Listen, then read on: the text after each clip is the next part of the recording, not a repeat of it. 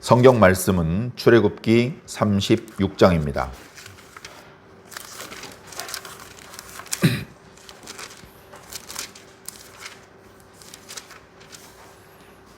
구약성경 138, 139, 140조까지 출애굽기 36장 1절부터 끝절 38절까지 말씀을 저와 여러분이 한 절씩 나누어서 읽고 끝절은 같이 읽겠습니다. 브살렐과 오홀리압과 및 마음이 지혜로운 사람 곧 여호와께서 지혜와 총명을 부으사 성소에 쓸 모든 일을 할 줄 알게 하신 자들은 모두 여호와께서 명령하신 대로 할 것이니라. 모세가 브살렐과 오홀리압과 및 마음이 지혜로운 사람 곧 그 마음에 여호와께로부터 지혜를 얻고 와서 그 일을 하려고 마음에 원하는 모든 자를 부르매 그들이 이스라엘 자손의 성소의 모든 것을 만들기 위하여 가져온 예물을 모세에게서 받으니라. 그러나 백성이 아침마다 자원하는 예물을 연하여 가져왔으므로 성소의 모든 일을 하는 지혜로운 자들이 각기 하는 일을 중지하고 와서 모세에게 말하여 이르되 백성이 너무 많이 가져오므로 여호와께서 명령하신 일에 쓰기에 남음이 있나이다. 모세가 명령을 내리매 그들이 진중에 공포하여 이르되 남녀를 막론하고 성소에 드릴 예물을 다시 만들지 말라 하매 백성이 가져오기를 그치니 있는 재료가 모든 일을 하기에 넉넉하여 남음이 있었더라. 일하는 사람 중에 마음이 지혜로운 모든 사람이 열폭 휘장으로 성막을 지었으니 곧 가늘게 꼰 배실과 청색, 자색, 홍색 실로 그릇들을 무늬 놓아 짜서 지은 것이라. 매 폭의 길이는 28규빗, 너비는 4규빗으로 각 폭의 장단을 갖게 하여 그 5폭을 서로 연결하며 또 그 5폭을 서로 연결하고 연결한 끝폭 가에 청색 고를 만들며 다른 연결할 끝폭 가에도 고를 만들되 그 연결한 한 폭에 고리 50개를 달고 다른 연결한 한 폭의 가에도 고리 50개를 달아 그 고들이 서로 대하게 하고 금 갈고리 50개를 만들어 그 갈고리로 두 휘장을 연결하여 한 막을 이루었더라. 그 성막을 덮는 막 곧 휘장을 염소털로 만들되 11폭을 만들었으니 각 폭의 길이는 30규빗, 너비는 4규빗으로 11폭의 장단을 갖게 하여 그 휘장 5폭을 서로 연결하며 또 6폭을 서로 연결하고 휘장을 연결한 끝폭 가에 고리 50개를 달며 다른 연결할 끝폭 가에도 고리 50개를 달고 또 갈고리 50개를 만들어 그 휘장을 연결하여 한 막이 되게 하고 붉은 물 들인 숫양의 가죽으로 막의 덮개를 만들고 해달의 가죽으로 그 윗덮개를 만들었더라. 그가 또 조각목으로 성막에 세울 널판을 만들었으니 각 판의 길이는 10규빗, 너비는 1규빗 반이며 각 판에 두 촉이 있어 서로 연결하게 하였으니 성막의 모든 판이 그러하며 성막을 위하여 널판을 만들었으되 나무로는 남쪽의 널판이 20개라.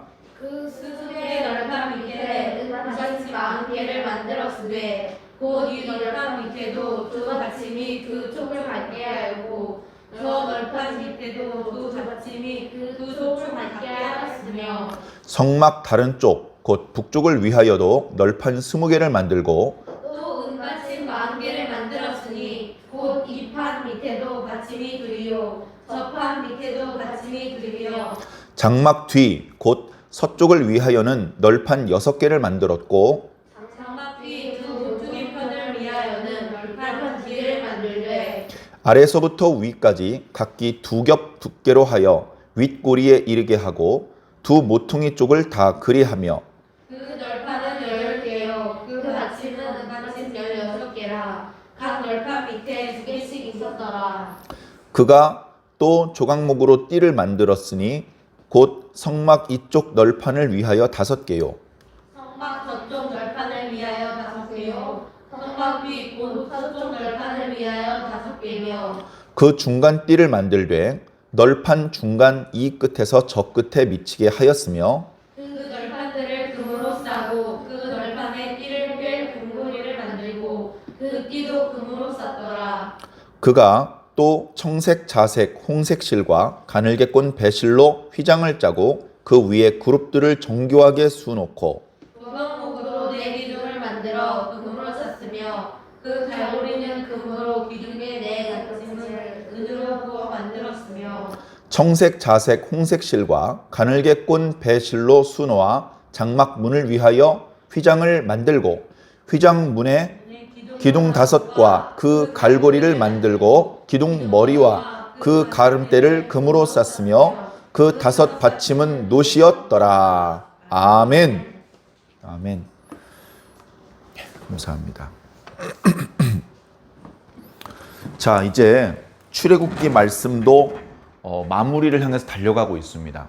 출애굽기 말씀은 기본적으로 모세가 태어나는 이야기부터 시작을 해서 모세가 하나님의 위대한 선지자가 되고 그리고 애굽에서 이스라엘 백성들을 나오게 출애굽하게 하는 과정에서 하나님의 능력이 나타나고 그리고 출애굽한 이후에 홍해를 건너고 시내산에 오기까지 약간의 여정 그리고 드디어 시내산에서 하나님과의 언약을 맺는 과정 그 과정에서 하나님께 말씀을 받죠. 율법의 말씀. 그러니까 우리는 하나님을 좋아하고 하나님을 믿고 하나님을 경외하는 사람이기 때문에 그날 우리는 시내산에서 하나님께 말씀을 받았다. 율법의 말씀을 받았다. 이렇게 표현하고 싶은데 그런데 어떤 또 영적인 의미는 그날 하나님과 계약을 체결했다. 율법은 하나님과 하나님 백성 사이에 계약을 체결하는 데 필요했던 계약서였다. 그래서 이스라엘 백성들이 시내산 앞에까지 와서 하나님과 언약을 체결을 했어요. 근데 언약을 체결한 이후에도 하나님께 계속해서 받아야 될 말씀이 있었습니다. 그러니까 이게 출애굽기에 나타나고 있는 하나님께서 주신 말씀이 크게 두 종류라고 보시면 돼요. 하나는 계약서에 해당되는 말씀입니다. 계약서. 하나님과 이스라엘 백성들과의 기본적인 관계를 설정하는 말씀이죠. 그 다음에 두 번째는 이 관계가 유지될 수 있는 장치, 이 관계를 유지하기 위한 장치를 만드는 말씀입니다. 대표적으로 성막을 만드는 말씀이죠. 그리고 중간중간에 절기 또는 안식일에 대한 말씀이 있습니다. 그 모든 것들은 하나님의 백성과 하나님과 이렇게 맺어진 관계를 끊어지거나 불편해지거나 이렇게 만들지 않고 계속 돈독하게 만들기 위한 장치들입니다. 이것도 순종해야 되고 이것도 순종해야 되죠. 그러면 누가 좋아지죠? 우리가 좋아지는 거예요. 우리가 복 받는 거예요. 발전소에서 돈을 많이 들여가지고 발전소를 건설하고요. 거기 연료를 많이 소모해가지고요. 에너지를 뽑아내가지고 전기로 만듭니다. 전기 참 좋은 거예요. 유용하게 쓰일 수 있습니다. 다양한 곳에서 쓰이는데 그 전기가 좋으면요. 전기선을 연결을 해야 되는 거예요. 전기선을 연결 안 하고서 뒷짐지고 있으면서 공중에 떠 있고 섬에 혼자 있으면서 아이씨 전기가 왜 없지 여긴? 그래봤자 소용이 없는 거예요. 전기가 좋으면 선을 연결을 해야 됩니다. 하나님이 좋으면 그리고 그 하나님께로부터 오는 게 좋으면 하나님하고 연결되어 있어야 돼요. 하나님하고 연결되어 있어야 되는데 자 영국에 가면요. 이 콘센트 플러그 모양이 좀 다르대요. 우리가 보통 쓰는 것 있죠? 220V짜리도 있고 뭐 가끔 110V를 아직도 쓰는 기계들이 있어요. 근데 영국에 가면요. 모양이 달라 모양이. 그거 어떡합니까? 우리나라에서 쓰는 플러그를 들고 가서 아무리 꾸겨 넣으려고 해도 안 들어갑니다. 안 들어가면 거기로부터 우리가 에너지를 받을 수 없겠죠. 마찬가지로 하나님하고 나와의 관계에서 하나님께로부터 오는 좋은 것을 내가 받고 싶으면 하나님의 방법을 맞춰야 돼요. 하나님의 방법 되게 구닥다리 같은 방법인데 마음에 안 드네요. 최신 첨단 유행을 걷는 이런 방법으로 좀 해주세요. 그러면 어떻게 됩니까? 하나님의 것 너만 못 받아. 네 방법 고집하지 말고 하나님의 방법을 받아들여야 돼. 그것에 맞춰드려야 돼. 그러니까 이 계약서는 마음에 안 듭니다. 이거 기원전 1400년대 썼던 게 이걸 아직도 지키고 있어? 다시 계약서 다시 씁시다. 이런 무엄한 생각을 하면 그러면 너만 손해야. 너만 죽고 끝나는 거예요. 그런데 그렇게 하지 않고 태초로부터 지금까지 변함없이 우리들에게 적용되는 그 축복의 방법, 그 방법을 우리가 지켜드리기만 하면 그러면 하나님께로부터 좋은 게 건너오는 겁니다. 하나님께로부터 건너오는 좋은 게 뭐가 있을까요? 너무나 많은데 하나님께로부터 건너오는 좋은 게 뭐가 있을까? 뭘 받지? 이게 어떻게 보면 또 애매모호해져요. 이걸 또 애매모호하다고 그냥 얘기하고 지나가면 뭐 하나님 믿어봤자 별로 좋은 일도 없나 보네. 뭐 또 이러고 마니까 참 고민이 많이 됩니다. 여러분들 제일 좋아하는 게 돈이잖아요. 하나님을 믿으면 하나님과 연결된 선을 따라서 돈이 건너오는 건 아니거든요. 돈이 건너오는 건 아니에요. 물론 하나님께서 원하시는 사람에게 돈을 주실 수도 있습니다. 돈을 주시는 방법은 여러 가지 방법이 있겠죠.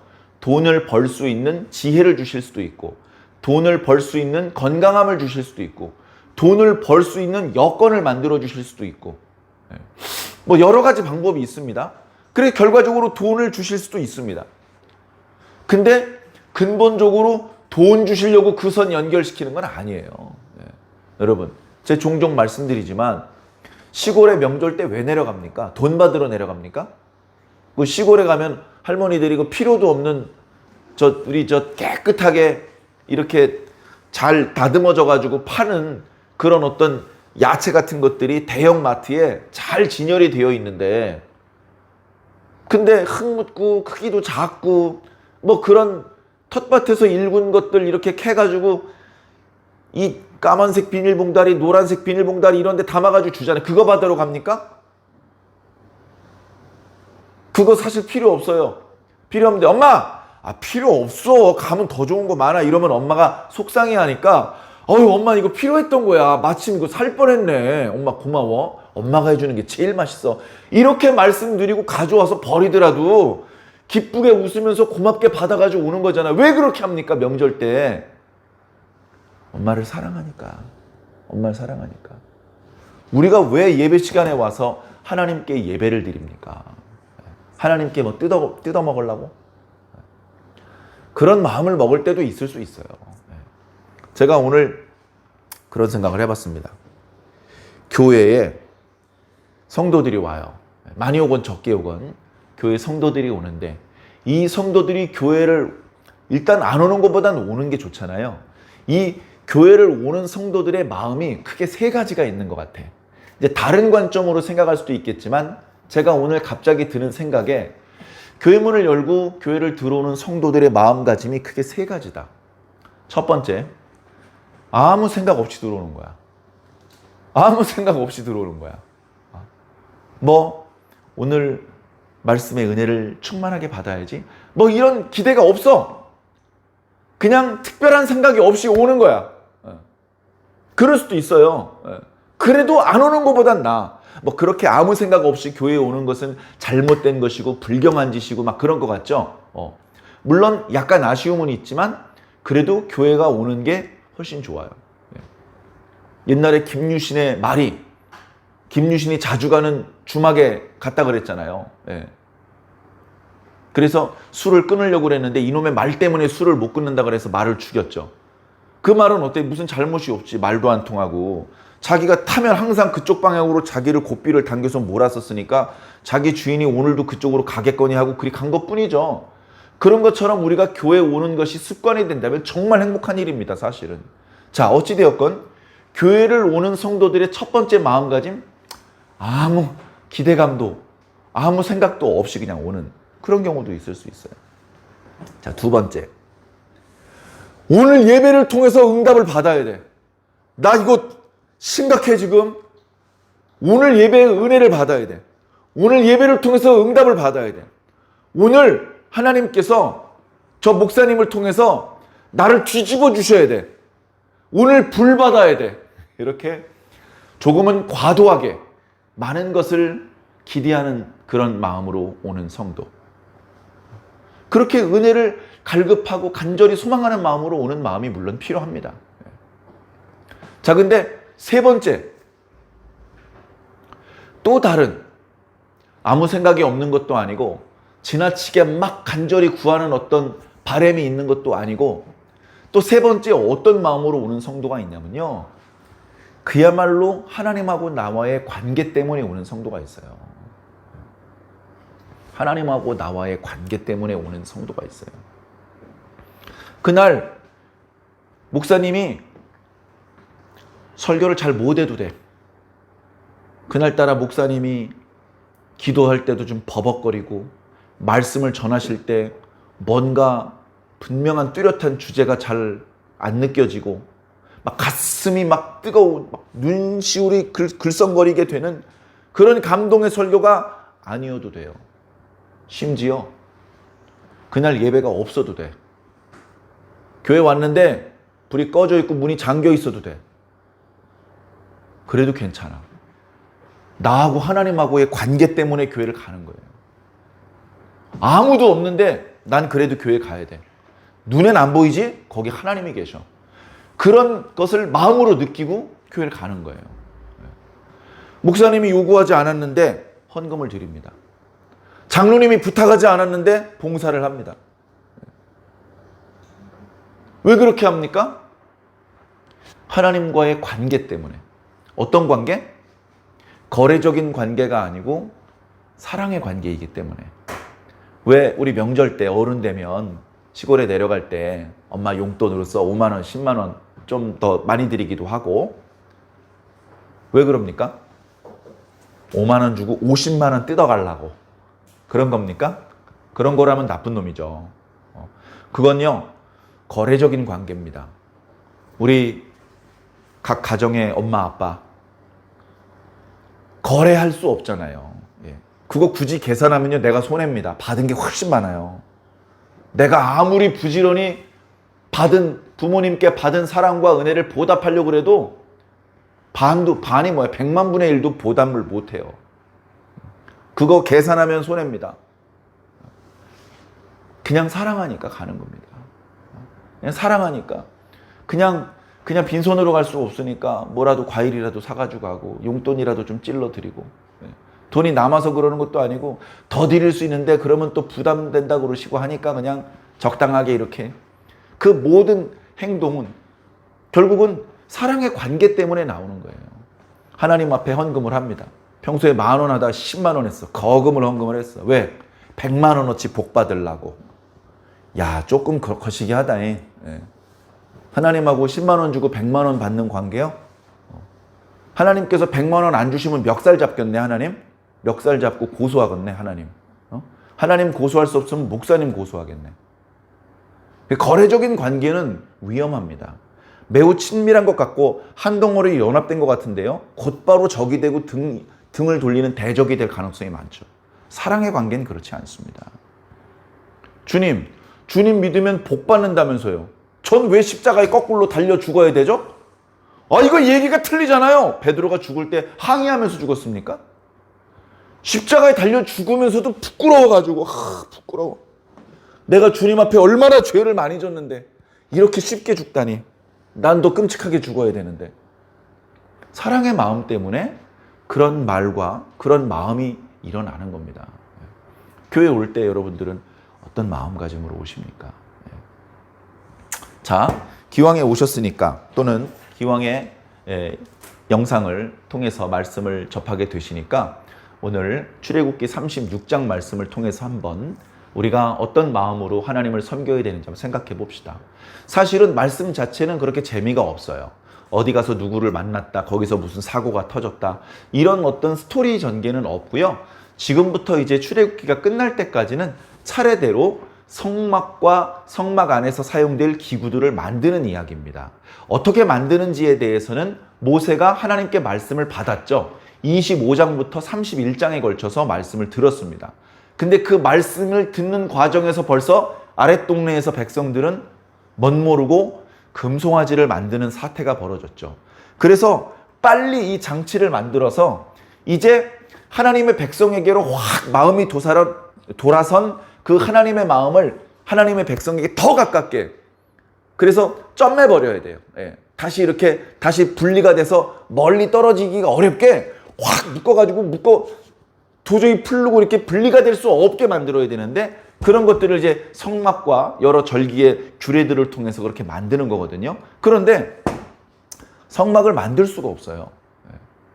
금송아지 때문에 24장에 하나님과 언약을 체결하고 백성들의 대표가 하나님 얼굴을 보면서 식사를 했던 은총이 다 사라져 버렸어요. 하나님께서 극히 분노하셔가지고 순식간에 다 죽여버리겠다. 그런 마음이 드실 정도로 백성들이 해도 너무했죠. 원래 죄가 그런가 봐요. 저지르면서는 이게 얼마나 끔찍한 죄인지 모르고 막 아무렇지도 않게 저지르는 거죠. 근데 나중에 영적으로 깨닫고 나니까 그때 저질렀던 죄는 상상도 할 수 없는 죄를 저지른 것이죠. 그래서 다시 하나님과의 계약을 갱신하고 회복하고 다시 하나님과 한 덩어리가 되는 그런 장치를 만드는 작업에 착수하기 위해서는 분리되어 있는 하나님과 백성들의 간격부터 좁히고 봐야 돼요. 그래서 그 모든 문제의 핵심이었던 금송아지를 불사른 겁니다. 금으로 만들었는데 어떻게 불이 타요? 안 타죠. 금은 불 안 탑니다. 녹긴 녹아요. 타진 않아요. 근데 불살랐대요. 야, 분노의 불이라 금도 태웠나? 그게 아니고요. 나무로 틀을 만들고 금으로 코팅한 겁니다. 그러니까 겉으로 봤을 때 번쩍번쩍한 금송아지죠. 그런데 그 속에 나무로 다 틀을 한 거예요. 그래서 불사르니까 나무로 만든 틀은 불타서 날아가 버리고 그리고 그 겉에 이제 감쌌던 이제 금은 녹아가지고 형체가 다 흐물어졌겠죠. 그래서 불타지 않고 남은 걸 다 빻아버린 겁니다. 곱게 가른 것도 아니고요. 분노를 담아서 막 돌 같은 걸로 찧어 빻은 것이죠. 그걸 물에 풀어가지고 그 우상 숭배 적극 가담한 사람한테 마셨어요. 그리고 레위 사람들에게 칼을 들게 해서 그 사람들을 죽게 했습니다.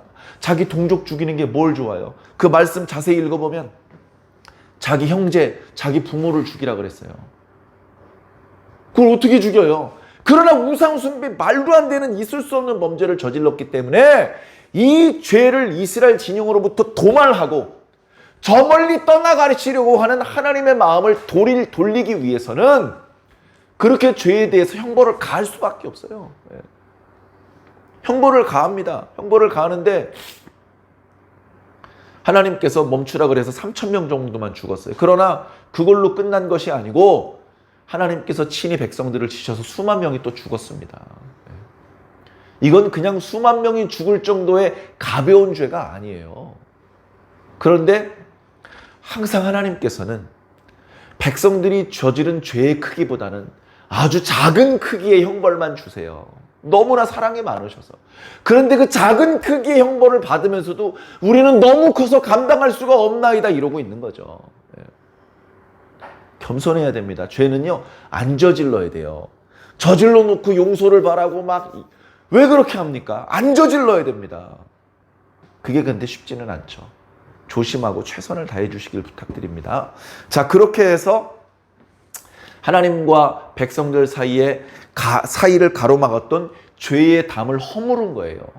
모세가 그렇게 이리 뛰고 저리 뛰고 하면서 우상 숭배의 흔적들을 지어나갔습니다. 일단 우상을 박살냈고 우상 숭배를 주도했던 사람들을 죽였습니다. 그리고 스스로는 목숨을 걸고 하나님 앞에 기도합니다. 주여, 저들의 죄를 용서하여 주시옵소서. 주여, 저들을 주의 백성으로 여겨 주시옵소서. 주여, 저들을 주의 기업으로 삼아 주시옵소서. 목숨을 걸고 기도하는 거예요. 그 부르짖는 모세의 기도에 하나님께서 용서하기로 하셨습니다. 그래서 겨우 저 멀리 떠나가 버릴 축복의 기회가 하나님의 거룩하신 이름이 다시 이스라엘 백성 앞에 왔고 이스라엘 백성들도 뒤늦게 단장품을 제하고 회개해서 하나님 앞에 겸손히 마주서게 되었어요. 놀라운 일이죠. 그 자리에서 다시 언약을 갱신합니다. 이제 다시는 주의 율법을 잊어버리거나 불순종하지 않겠습니다. 이제 두어 번 다시 하나님의 말씀을 어기거나 하나님을 실망시켜드리지 않겠습니다. 언약을 체결했습니다. 좋다. 그러면 이제 돌판을 다시 만들도록 해라. 계약서를 다시 쓰는 거죠. 지난번 거 깨트렸다 그랬잖아요. 계약서 찢어버렸다 그랬잖아요. 이렇게 다시 계약서를 쓰는 거죠. 두 돌판에. 그렇게 하고 이제 이미 전달해 주신 성막 건축에 돌입을 합니다. 성막은요, 우리가 뭐 해리포터 이런 영화에서처럼 마법의 지팡이 몇 번 흔들면 저절로 만들어지는 게 아니에요. 일일이 사람의 손으로 만들어야 됩니다. 예를 들면 넓은 천이 없으면요, 실을 만들고 그 실을 일일이 직조해서 천을 만들고 그 천을 연결해 붙여서 넓은 천을 만드는 수밖에 없는 거예요. 그것을 일일이 사람들이 다 해야 되고 그 광야, 시내산 밑에서 해야 되는 겁니다. 그러기 위해서 하나님께서 일꾼들을 선발을 하시죠. 하나님이 계시고, 그 다음에 모세가 있고, 그 다음에 성막을 만드는, 성막과 그 속에서 사용될 기구들을 만드는 사업으로 부살렐과 오홀리압, 그리고 이름이 다 나와 있진 않지만 많은 사람들, 오늘 말씀해 보면 뭐 지혜로운 사람들, 뭐 그냥 지혜로운 게 아니죠. 뭐 말 잘 이렇게 하는 것도 지혜로운 것이고 셈을 잘하는 것도 지혜로운 것인데, 여기서는 특별히 성막을 만드는 일에 지혜로운 사람들이라고 표현하고 있습니다. 자, 이렇게 해놓으면 성막을 누가 만들었을까? 성막을 누가 만들었을까? 성막을 모세가 만들었죠. 이렇게 말할 수도 있을 겁니다. 근데 엄밀하게 따지면 모세가 만든 것은 아니죠. 그러니까 조금 양보해서 모세 때 만들었어요. 모세 때 만든 성막을 계속 썼습니다. 모세 때 만든 언약궤를 계속 썼습니다. 언제까지? 성전이 건축될 때까지. 성전이 건축된 이후에도요, 언약궤는 그대로 썼습니다. 다른 기구들은 새로 만들었어요. 솔로몬 때. 언약궤는 모세 때 만든 언약궤를 그대로 썼습니다. 하나님의 뜻대로 간 것이죠. 그런데 그것을 만드는 사람은 부살렐과 오홀리압과 그 밖에 여러 지혜로운 사람들이었습니다. 그럼 이 사람들은 원래부터 그런 것들을 잘 만드는 재주가 있었느냐? 어쩌면 그런 재주가 있었던 사람도 있겠죠. 그런데 성경은 뭐라고 말씀하시냐면 하나님께서 이들에게 성령을 부어주셨다. 성령을 부어주셨다. 지혜로운 마음을 주셨다. 그 지혜로운 마음 때문에 성막과 거기에 사용될 기구를 만들 수 있는 지혜를 얻게 되었다라고 표현하고 있습니다. 놀라운 표현이죠. 그래서요, 사실은 성막은 하나님께서 만드신 겁니다. 성막에 대한 디자인을 누가 하셨습니까? 하나님이 하셨죠. 가로, 세로, 높이, 설계도 전부 다 하나님께서 구상하신 것을 모세에게 보여주셨고, 모세가 부살렐에게 이야기를 했던 것입니다. 그러면 부살렐은 모세를 통해서 들은 설명을 이제 실제로 만들어야 되죠. 어떤 건 나무로, 어떤 건 금속으로, 어떤 건 헝겊으로 여러 가지 방법들을 동원해서 그 모든 것들을 이제 만들어서 실제 그것들을 세워야 되는 것이죠. 이제 그 작업이 36, 7, 8, 9장에 계속해서 이제 나타나고 있는 것입니다. 오늘 말씀에 보면 이제 성막을 만드는 이야기가 나와요. 제일 처음에는요, 성막의 덮개를 만드는 이야기가 나옵니다. 덮개는 4겹으로 되어 있다 그랬어요. 4겹. 이것도 설명하면 긴데 오늘 벌써 말씀을 많이 끌어서 좀 간단하게 하겠습니다. 4겹인데 첫 번째는요, 헝겊으로 만들었어요. 헝겊으로 만들었는데 여러 가지 색의 실을 이용해서 그룹등을 자수했어요. 왜냐하면 첫 번째 막은 실내에서 고개를 들면 천장으로 이렇게 눈에 보여요. 보이기 때문에 보이는 부분은 화려하게 하나님께서 말씀하신 방법대로 거기다 자수를 했는데, 천을 먼저 만들고 그 위에 실을 집어넣었다 뺐다 해서 모양, 오늘날 우리가 생각하는 그런 자수를 만든 것이 아니고 천을 직조하는 단계에서 모양을 생각해서 직조에 들어갔어요. 그게 사실은 더 어려운 겁니다. 근데 그렇게 했어요. 했고 이렇게 길다란 천을 10개를 만들었어요. 10폭을 만들었어요. 그래서 5개씩 붙였어. 5개. 요걸 이제 바느질로 해서 붙였겠죠? 그리고 이쪽에 이제 또 5개를 붙여서 이만한 게 있어요. 이 둘 사이에는 고가 있어, 고. 고는 어떻게 생겼냐면, 뭐 예를 들면, 이렇게 생긴 겁니다. 이렇게. 이걸 50개를 여기다 달아요. 여기도 50개를 달고, 이쪽에서 고가 하고 이 두 가지를 갈고리로 엮습니다. 갈고리를 엮는데 첫 번째 막은 금갈고리로 엮고요. 두 번째 막은 양털로 짠 앙장이에요. 그건 첫 번째 거보다 더 넓게 덮어야 되기 때문에 10폭이 아니라 11폭입니다. 그거는 이제 이쪽이 5개, 처음엔 5개 했는데 두 번째 막은 5개, 6개예요. 그래서 덮고 나면 첫 번째 것을 덮고 더 옆으로 늘어질 수 있게. 그렇게 이제 만들었고, 두 번째 것은 갈고리가 놋갈고리죠. 그리고 세 번째는 붉은색으로 염색한 물들인 수양의 가죽이고, 네 번째는 해달. 해달 가죽인데 그 사막에 어디 해달이 있어요. 근데 아마도 애굽에서 나올 때 애굽 사람들이 이스라엘 사람들한테 금은 보석, 폐물과 의복과 여러 가지 것들을 준 것들 중에서 있었던 것 같아요. 이 해달은 이제 그런 어떤 그 해산물 중에서 이 가죽이 두꺼운 그런 해산물들의 가죽을 엮어가지고 만드는 건데, 여기 있는 막 중에서 가장 질기고 튼튼한 막이라고 합니다. 그래서 그것들을 이제 처음 것, 두 번째 것보다 더 큰 게 세 번째 것에, 그거보다 더 크게 만들어서 네 번째 막을 씌워서 이제 성막의 지붕을 만듭니다. 벽은 이제 널판으로 만드는데요. 널판은 이렇게 좀 길쭉한 걸로 만들어요.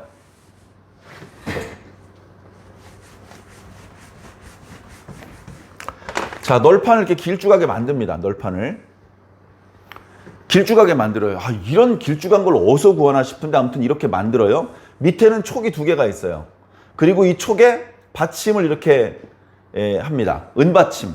은받침으로 이제 구멍이 이렇게 은으로 철판처럼 이렇게 넓적하게 만드는데 가운데 구멍을 뚫어 놓으면 거기에 촉이 쏙 박혀가지고 딱 지시가 되는 것이죠. 그리고 얘가 이제 금으로 씌웠는데 여기에 또 고리를 달아요. 이렇게. 그럼 이쪽의 널판도 여기 이제, 그러니까 널판 하나당 받침이 2개씩 있겠죠? 남쪽에 20개, 북쪽에 20개. 그러니까 은받침은 남쪽에 40개, 북쪽에 40개 막 이렇게 되는데, 여기 또 이렇게 이걸 이제 띠로 이렇게 띄워가지고 이제 널판이 든든하게 고정이 되게 그렇게 가로 세로로 엮습니다. 그렇게 해서 동서남북에 동쪽은 아니죠. 그래서 널판으로 성막의 벽을 만들죠. 그러니까 바닥은 어떻게 보면 모래예요. 바닥은 흙이고, 그래서 이렇게 디귿자 모양으로 널판을 엮습니다. 모서리는 힘을 많이 받으니까 2겹으로 하라고 했고요. 이쪽에 20개, 20개, 이쪽은 10개. 그렇게 하고 여기 이제 지붕 씌우는 건 아까 말씀드렸고, 여기다 이제 기둥을 이쪽에는 4개를 박고요. 2, 3, 넷. 이쪽엔 5개를 박아요. 하나, 둘, 셋, 넷, 다섯. 박고 여기다가 이제 휘장을 이렇게 막는 것이죠. 휘장을 막는 이야기는 이제 맨 뒷부분에 나옵니다. 그래서 이제 안쪽은 또 금고리에다 이렇게 해서 걸고요. 맨 바깥쪽 입구에 해당되는 휘장은 놋으로 하고 뭐 그렇게 해서 어쨌든 성막을 먼저 만드는 이야기가 나오고, 37장에는 이제 그 안 지성소에 안치시킬 언약궤, 또 떡상, 등잔대 등등을 만드는 이야기가 나옵니다. 그래서 말씀 자체는 막 이렇게 재미가 없어요. 그러나 이 말씀을 통해서 이제 생각을 좀 해봐야 됩니다. 왜 이렇게 성막에 대한 이야기가 지루하게 많이 나오지? 나는 사실 성경을 통해서 더 알고 싶은 궁금한 부분이 있는데, 그런 부분은 성경에서 얘기를 안 해주시고, 별로 궁금하지 않은 건 이렇게 자세하게 얘기를 해주시고, 하나님께서 부족한 게 없어요. 부족한 게 없어. 저 녀석이 무슨 자전거를 타고 있는데 난 자전거가 없거든. 자전거를 나도 가지고 싶어. 근데 어머니 아버지한테 용돈을 달라고 하니까 그렇게 큰 돈은 주실 수 없다 그러고, 그러면 약간 힘들고 시간이 걸리겠지만 내가 어디 가서 아르바이트를 해야지.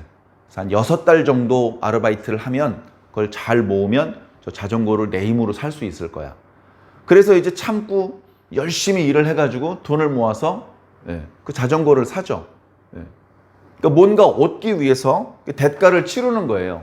그런데 하나님께서는 부족한 게 없어요. 천지를 창조를 했어. 왜? 내가 말이야 갖고 싶은 게 있었는데 지금 뭔가 없어. 뭔가 결핍이 있고 아쉬움이 있고 부족한 부분이 있어서 그걸 채우기 위해서 천지 창조를 한 게 아니에요. 하나님께서는 천지 창조 안 해도 돼. 그거 안 해도 하나도 아쉽지 않아. 하나님이 그걸 안 했다고 행복하지 않으냐? 행복해요. 그걸 천지창조를 안 했다고 해서 뭐가 문제가 되는 게 없어요. 속상한 것도 없고 기분 나쁜 것도 없어요. 근데 천지를 창조했어. 그러면 하나님께서 천지를 창조하신 데에는 분명한 이유가 있는 것이죠. 하나님께서 천지를 창조한 이유가 있습니다. 이걸 아무도 중요하게 생각하지 않아요. 관심이 없어. 하나님은 그게 너무 중요한데 그것 때문에 안 해도 되는 천지 창조까지 했는데 사람들은 거기에 대해서 관심이 없어. 그러면 섭섭해지는 거예요. 그러면 섭섭해지는 겁니다. 자, 하나님께서 천지를 창조하셨는데요. 핵심 포인트가 뭐냐? 사람이에요. 사람을 만들기 위해서 천지 창조하셨어요. 자, 사람을 만들었는데요. 천지가 없어. 어디다 세워놓을 거예요? 볼 수 있는 눈을 만들어놨는데 빛을 안 만들었어. 뭘 볼 겁니까? 무슨 들이마실 수 있는 공기는 어디 있어요? 그게 안 되잖아요. 천지는 뭐냐? 우리와 상관없을 것 같은 저 우주 반대편에 있는 별도 여기에 있는 나를 위해서 만든 거라고요. 그러니까 그런 정도로 하나님의 모든 관심은 사람에게 집중되어 있는 거예요. 사람에게. 하나님은 처음부터 사람을 만들기 위해서 천지를 만드셨어요. 사람을 그럼 왜 만드셨습니까? 사람을 사랑하시기 때문에 만든 거예요. 이게 우리 같은 보통 사람들, 조금 미안한 표현이지만 좀 덜 떨어지는 사람들은 이해가 잘 안 돼요. 나무를 깎아서 어떤 모양을 만드는 재주가 탁월한 사람들의 눈에는 나무 토막을 보면 어떤 나무 토막이 있잖아요. 안 되겠어요. 빨리 꺼내줘야 되겠어요. 무슨 소리니? 저 나무 토막 속에서 말이 달리고 싶어 해요. 저 나무 토막 속에 말이 있어요. 나무 토막 속에서 말을 보는 거예요. 그래서 열심히 깎습니다. 깎아가지고 뭐를 꺼내요? 말을 꺼내, 말. 아주 역동적으로 달려가는 말을 꺼냅니다. 그 말이 아닌 부분은 깎아내고 말인 부분은 남겨놓는 것이죠. 탁월한 능력이 있는 사람 속에는 나무 토막 속에서 말도 보이고요. 새도 보이고 호랑이도 보이고요. 우리 보통 사람의 눈에는 안 보여요. 그게. 그걸 만들려고 재료를 주고 나무를 깎을 수 있는 도구를 줘도 못 만들어요. 우스꽝스러운 모습이나 만들겠지. 정말 툭 치면 살아서 움직일 것 같은 꿈틀댈 것 같은 그런 모양의 그걸 모양을 만들어낼 수가 없죠. 하나님은 어떠시냐? 하나님은 천지 창조하기 이전에 물질이 존재할 수 있는 시간과 공간을 창조하시기도 전에 우리 얼굴을 보셨어. 우리 이름을 알고 계신 분이라고요. 그걸 알고 천지 창조하신 거예요. 그 하나님의 지혜와 능력의 한계를 모르잖아요, 우리가. 모른다고요. 잘 모르면 함부로 말 안 하는 게 좋습니다. 하나님께서 우리를 사랑하셔서 우리를 보고 싶으셔서 천지를 창조하신 거예요. 그래서 하나님께서 사람을 창조하시고서 그렇게 많은 부분을 정성을 다해서 만드셨음에도 불구하고 사람만 쳐다보셔요. 사람만 쳐다보셔요. 내가 만든 사람이 웃고 있네. 내가 만든 사람이 뛰고 있네.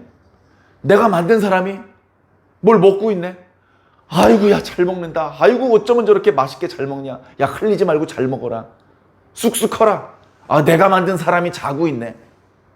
그런 것들을 보면서 기뻐하는 거예요. 우리가 어른이 돼서 결혼해서 자녀를 낳으면 그 자녀만 봅니다. 그 집안에 돌볼 게 많은데 대부분의 시간을 자녀들과 함께 보내고요. 다른 걸 안 보고 자녀를 봅니다. 그 자녀가 움직이는 그 모든 게 다 아름다워요.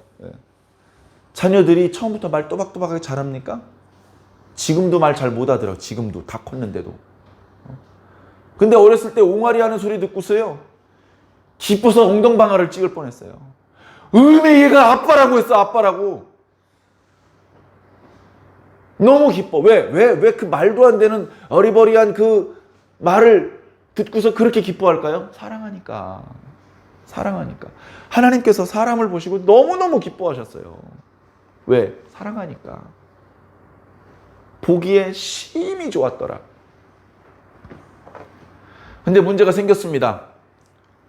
선악을 알게 하는 나무 열매를 먹어버렸어요. 그래서 관계가 끊어졌어요. 끊어졌어. 하나님께서 온 세상을 아름답게 만드셨지만 특별히 에덴 동산을 만드셨는데, 그죠? 에덴 동산. 자, 에덴 동산. 이 에덴에서 하나님과 사람이 만났어요. 근데 사람이 에덴 동산 밖으로 나가야만 했어요. 이때부터 성경의 역사는 이 나간 사람을 어떻게 다시 돌아오게 하느냐의 역사입니다. 나갔던 사람을 이렇게 나간다는 것을 뭐라고 표현하냐면 타락이라고 표현해요. 굴러 떨어진 거예요. 그 돌아오는 것을 구원이라고 표현합니다. 구원. 어떻게 인간을 구원할 것인가? 이게 하나님의 주요 관심사예요.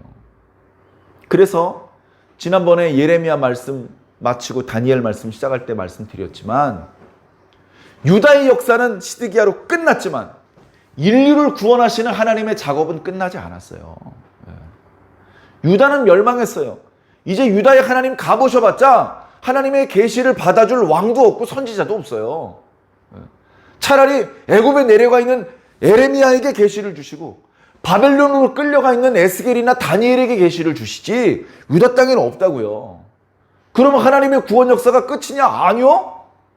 하나님께서 조금도 귀찮아하지 않으시고 바벨론으로 애굽으로 종횡무진 나타나셔요. 왜? 사랑하시니까. 인류를 구원하시는 이 작업은 포기할 수 없으니까. 자, 그래서 하나님하고 사람이 에덴에서 만나는 게 실패했습니다. 시간이 많이 흘렀어요.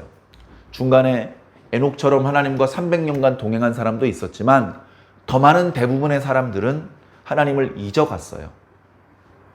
하나님에 대해서 더 이상 두려워하지도 않고 고대로부터 내려오는 전승을 믿지도 않았습니다. 사람은 죄의 오염이 되어서 하나님을 인식할 수 있는 능력이 점점 마비되어 갔어요. 그러던 와중에 하나님은 아브라함을 부르셔서 아브라함과 언약을 맺으셨습니다. 그때 아브라함과 맺으셨던 언약은 하나님께서 이때 아담과 하와가 에덴 동산 밖으로 쫓겨나실 때, 에이씨, 내가 다시 이 그림을 지금 망가졌는데 이 그림을 다시 회복시켜야지 라고 하나님께서 생각하셨던 회복의 최종적인 모습은 아니에요. 하나님께서 꿈꾸시는 것은요, 에덴의 영광이 회복되는 거예요. 근데 그게 안 되니까 하나님께서는 이제 중간 다 생략하고 성막에서 다시 사람들을 만나는 거예요. 많은 사람들이 아니고 대표로 이제 이스라엘이죠. 나는 이스라엘 사람들의 하나님일 뿐이야가 아니에요. 이스라엘 사람들이 제사장이에요. 제사 드릴 때 제사장끼리 모여서 드립니까? 아니죠. 백성들이 제사를 드리고 싶어 할 때 제사장이 그 백성들을 도와서 하나님께 제사하는 방법도 가르쳐주고 제사를 도와주는 것이죠. 그러니까 이스라엘 백성들을 제사장 나라 삼으셔서 온 세계 모든 사람들이 성막에서 하나님을 만나게 하시는 것이 이 하나님의 꿈이었다고요. 이쯤 되면 성막 만드는 게 얼마나 중요한 겁니까? 이거 반드시 만들어야 돼요. 빨리 만들어야 돼요. 빨리. 아무리 빨리 만들고 싶어도 안식일 때는 쉬어야 되고요. 아무리 빨리 만들 수 있는 방법이 있어도 내 방법대로 하면 안 되고 불편해도 하나님 말씀대로 해야 돼요. 그래서 성막을 건축하는 과정에서 나타나고 있는 표현, 반복되고 있는 표현 중에 하나가 하나님께서 말씀하신 그대로 되었더라. 일치의 어긋남도 없이 하나님께서 명령하신 그대로 만들었더라. 이런 표현들이 계속 반복되고 있는 거예요. 성막이 만들어진 꼴을 보니 에덴 동산에 비하면 좁고 하나님과 커뮤니케이션, 에덴 동산에서는요, 손잡고 하나님과 이렇게 다니면서 커뮤니케이션을 할 수 있었어요. 근데 그게 안 돼! 죄 때문에. 안 되니까 어떡합니까? 언약궤 위에 속죄서를 세워놓고 거기 양의 피를 뿌린 다음에 급히 이쪽에 하나님이 계시고 급히 저쪽에 다 들어오지도 못하고 대제사장의 대표로 하나님의 음성을 들었어요. 그런 매우 불편한 시스템이지만 그래도 성막이라도 있어야. 하나님 어디 계십니까? 1700번째 하늘에 있어. 너무 멀잖아요. 그럼 니네 동네로 내가 이사 갈게. 이스라엘 백성들 진영 한복판으로 내가 전입신고하고 들어갈게. 이렇게 하나님께서 가까이 들어와 주시는 사건이라고요. 성막이 없으면 그게 불가능해요. 성막에서 하나님을 만나기 위해서, 그래서 제사의 예법도 필요하고 제사장도 필요하고 제사장의 의복도 필요하고 제사 드릴 때 필요한 여러 가지 도구들이 필요한 거예요. 그 모든 것들은 사람을 사랑하시는 하나님의 마음에서. 자, 성막이 계속 지속됐습니까? 성막은 성전으로 이어졌어요. 성전. 그래, 성전이 또 얼마나 중요합니까? 모든 이스라엘 역사는 성전으로 굴러가요. 성전으로. 솔로몬 때 성전이 지어질 때까지 모든 역사는 성전을 짓기 위한 역사였어요. 성전이 지어졌으면 그 다음엔 성전을 중심으로, 왕궁이 아니고 성전을 중심으로 역사가 전개가 되는 거죠. 왜? 진짜 왕은 왕궁에 사시는 분이 아니고 여기 살고 계신 분이 진짜 왕이기 때문에 그래요.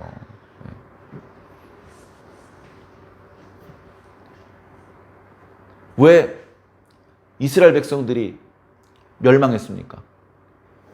왜 유다가 포로로 끌려갔습니까? 왜 포로로 끌려갔던 유다 백성들이 다시 예루살렘으로 귀환했습니까? 성전. 왜? 성전에서 사람과 하나님이 만나야 되잖아. 근데 이 성전이 어떻게 됐습니까? 기원전 586년에 느부갓네살에 의해서 박살났어요. 박살났어. 유다인들이 바벨론으로 포로로 끌려갔다가 말도 안 되는 하나님의 놀라우신 섭리로 다시 돌아왔어요. 성전을 지었어요. 그때 성전 지을 때 대표 주자가 수룹바벨이기 때문에 그 성전을 제2성전 수룹바벨 성전이라고 명명을 합니다. 근데 그 수룹바벨 성전은요, 정말 볼품없고 초라했어요. 안뜰 바깥뜰 구별도 없고 재료도 엉성하고. 솔로몬 성전은요, 솔로몬이 할 수 있는 최선을 다했어요.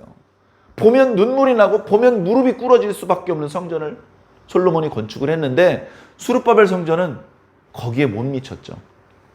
그래, 그 부분에 대한 아쉬움을 달래고자 헤롯이 돈을 많이 들여서 수룹바벨 성전을 증축을 했어요. 몇 년 동안 했냐면 46년 동안 했어요. 그러니까 들어간 돈이 어마어마하고요. 그것 때문에 헤롯은 에돔 족속임에도 불구하고 유다 사람들이 헤롯에게 순종했어요. 예수님 오실 때 왕이 헤롯이잖아요. 근데 그 헤롯 성전도 기원 후 70년에 박살이 났습니다. 이 성전에서 하나님을 만나야 되는데 하나님을 못 만나요. 그래서 진짜 성전 대신 예수 그리스도께서 오신 거예요. 어떻게 해서든지 하나님은 우리를 만나고 싶어 하시는 거야. 그동안은 모형이었고 그림자였는데 진짜 성전이 오신 것이죠. 그래서 우리는 예수 그리스도를 통해서 하나님을 만나야 됩니다. 예수 그리스도를 통해서. 교회 왜 옵니까? 예수 그리스도를 통해서 하나님을 만나기 위해서 오는 거예요. 다른 이유 없습니다. 교회를 왔는데 말씀은 깔깔거리고 웃기고 눈물나게 감동적이었는데 예수 그리스도 하나님 못 만났어. 교회 허탕친 거, 시간 낭비한 거죠. 인문학 강의 들으러 왔습니까? 예수님 못 만나면, 하나님 못 만나면 말짱 꽝이잖아요. 그래, 예수님을 통해서 우리는 하나님을 만납니다. 예수님은 이 땅에 더 이상 계시지 않고 부활 승천하셨지만 여전히 그의 이름의 능력이 원대하셔서 그 이름을 통해서 우리는 하나님을 만날 수 있고 예수님을 통해서 말씀을 듣고 있는 것입니다. 그리고 이제 예수님께서 다시 오시면 예수님께서 2000년 전에 시작하셨던 당신의 구원 사역을 완성하실 겁니다. 2000년 후에 예수님께서 다시 오셔서 뭔가 또 어마어마한 프로젝트를 펼치시기 위해서 오시는 게 아니고요. 이미 다 해놓으신 거 마무리 지려고 오시는 거예요. 마무리 지려고. 그렇게 오시면 우리는 다시 에덴의 영광이 회복되어서 영원히 하나님과 하나가 될 겁니다. 하나님께서 꿈꾸시는 그림, 요한계시록 21장 3절에 보면 이런 표현이 있습니다. 보라! 하나님의 장막이 사람들과 함께 있도다. 이게 하나님께서 바라시는 거예요. 여러분, 수십억, 수백억을 들인 성전에 비해서 우리 교회는 좀 초라하죠. 규모도 작고. 근데 이렇게라도 예배당을 꾸미고 교회를 세우는 이유가 뭡니까? 이곳이 하나님과 만나는 장소가 되기 위해서 그렇게 한 겁니다. 이곳에서 하나님의 말씀이 선포되고 이곳에서 예수 그리스도를 통해서 하나님을 만나는 사건이 발생되게 하기 위해서, 그래서 목숨을 걸고 여기에 교회가 세워진 거예요. 여러분들 교회 올 때요, 어떻게 보면 목숨 걸고 와야 됩니다. 왜 목숨 걸고 와야 되냐면요, 목숨 걸고 여러분 교회 못 가게 하는 방해 세력들이 있기 때문에 그래요. 우리나라는 자유민주주의 국가이기 때문에 사실상 제도적으로 금지가 되는 건 아니에요. 오히려 교회를 다닌다 그러면 교양인으로, 인격자로 인정받기도 해요. 그럼에도 불구하고 우리 주변에는 교회를 가지 못하게 하는 방해 요인이 엄청나게 많이 있습니다. 엄청나게 많이 있어요. 어지간한 믿음을 가지고 계시면 방해가 좀 작을 때는 극복하고 나오고, 심한 방해가 있을 때는 어쩔 수 없다면서 못 나옵니다. 근데 다양한 종류의 압박과 방해가 있는데도 불구하고 항상 교회를 오는 사람은 목숨을 걸었기 때문이에요. 목숨을 걸면 교회 올 수 있습니다. 목사가 성도한테 목숨 거세요라고 말하기 좀 미안해요. 여러분들은 쉬운 것만 하세요. 힘든 건 제가 할게요. 이렇게 말씀드리고 싶어요. 그런데 제가 도와줄 수 있고 대신해 줄 수 있는 게 있고, 제가 조금도 도와드릴 수 없고 결국 여러분들 각자가 감당해야 되는 부분이 또한 있습니다.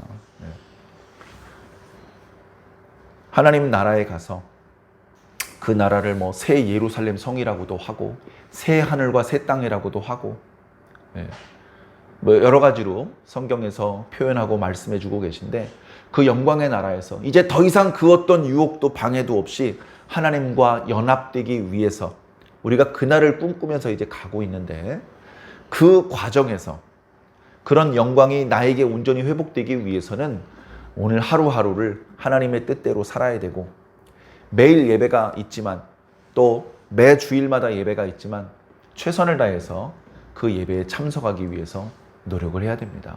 이번 주는 저기 뭐 다니엘 말씀이니까 재밌을 거야. 그러니까 가야 돼. 이번 주 레위기네. 재미없을 텐데 안 가야지. 이제 그런 교회 가고 안 가고를 결정하는 게 그런 재미가 되면 안 됩니다. 이번 주엔 예배 끝나고 목사님이랑 뭐 상담할 일도 있고 교회 중요한 서류에 도장 찍을 일도 있고, 그러니까 가야 돼. 이번 주는 글쎄 이번 주는 특별히 서류 만들 거 없는데 가지 말자. 그런 이유로 교회를 오면 안 되겠죠. 여러분들 하나님을 어떻게 생각하십니까? 하나님을 조금만 더 사랑하시길 바라고요. 하나님을 조금 더 크게 여겨주시기를 바랍니다. 하나님을 너무 가볍게 여기지 않으시길 바랍니다. 하나님을 무겁게 생각하는데도 불구하고 교회를 못 올 때도 있어요. 저는 주일 예배 한 번도 안 빠졌을 것 같죠. 저 주일 예배를 1년 넘게 빠진 적도 있어요. 군대 갔을 때. 그 상태에서 목숨 걸고 난 교회 가야지 한다고 탈령하면 이게 덕이 안 되거든요. 가고 싶은데 갈 수가 없어요. 제가 복무하던 섬에는 교회가 없었어요. 그래서 좀 힘들었었는데 중요한 건 여러분들 마음입니다. 여러분들 마음이 하나님께 있으면 물고기 뱃속에 있어도요, 하나님과 연결될 수 있고요. 여러분들 마음이 없으면 교회 맨 앞자리에 있어서도요, 하나님하고 아무 감각이 연결이 안 된 채 지나갈 수도 있어요. 아무쪼록 사랑하는 완주중앙교회 성도 여러분, 많은 방해가 있습니다. 심지어 핸드폰이 작동이 됐다 안 됐다, 그런 것 때문에 예배의 흐름이 중간에 끊어지기도 하는 그런 방해까지 있습니다. 이제 이런 마귀의 다양한 방해 가운데에도 여러분들의 믿음을 잃어버리지 않고 하나님과의 관계를 계속해서 회복해 나갈 수 있으시기를 바랍니다. 다음 주도 이제 37장 말씀을 묵상하게 될 텐데요. 내용을 보면 크게 재미가 없을지도 모릅니다. 그러나 또 이 말씀을 소재 삼아서 어떤 은혜, 어떤 메시지가 있을지를 기대하면서 말씀이 재미있든 없든 나는 하나님을 만나야 돼. 그런 천륜 관계를 해결하기 원하는 그런 간절한 마음을 담아서 교회에 와주시고, 교회에 오실 수 없는 분들은 다소간 불편함이 있지만 영상으로 함께 예배에 참여해 주시기를 부탁을 드리겠습니다. 기도하겠습니다. 사랑의 하나님, 성막이 건축되고 있습니다. 이 성막의 의미를 가장 정확히 이해하고 있었던 모세는 어서 빨리 이 성막이 건축되기를 간절히 바랬습니다. 성막에 대한 말씀을 하나님께 받을 때 가슴이 뛰었고, 어서 빨리 이 성막을 건축해서 하나님을 기쁘시게 해야지, 어서 빨리 이 성막이 건축되어서 가까이서 하나님의 음성을 들어야지, 어서 이 성막을 통해서 나만 받고 있는 이 하나님의 말씀의 은혜를 모든 백성들이 누리게 해야지, 어서 빨리 이 성막을 건축해야 되는데, 어서 빨리 이 성막을 통해서 모든 백성들이 하나님을 만나야 되는데, 그런 마음으로 하나님의 말씀을 받았는데 그만 금송아지 사건 때문에 그 계획이 단절되고 심지어 취소될 위험에 처하기까지 했었습니다. 그럼에도 불구하고 목숨을 걸고 기도하여 다시 하나님과의 언약을 갱신하고 이제 드디어 첫 삽을 뜹니다. 하나님께서 기뻐하시고 모세가 기뻐하고 모든 백성들이 기뻐하는 성막의 건축, 이것을 통해서 하나님의 뜻을 이루시고 하나님의 뜻을 보이시기 원하셨던 하나님, 이 성막을 통해서 나타내기 원하셨던 하나님의 뜻을 성전을 통해서, 참 성전 되신 예수 그리스도를 통해서 우리들에게 나타내어 주심을 감사합니다. 지금은 눈에 보이는 성막은 없지만 예수 그리스도 존귀하신 이름을 통해서 얼마든지 하나님을 만날 수 있도록 허락해 주시니 감사합니다. 베풀어 주신 모든 언약의 말씀이 완성되어서 영원토록 주님과 함께 있게 되기까지 여러 유혹과 시험을 이기게 하여 주시며 날마다 주님께 더 가까이 나아가는 수고를 아끼지 않게 하여 주시옵소서. 홀로 큰 영광 받아 주옵시기를 살아계신 우리 주 예수님 이름으로 믿고 기도하옵나이다. 아멘.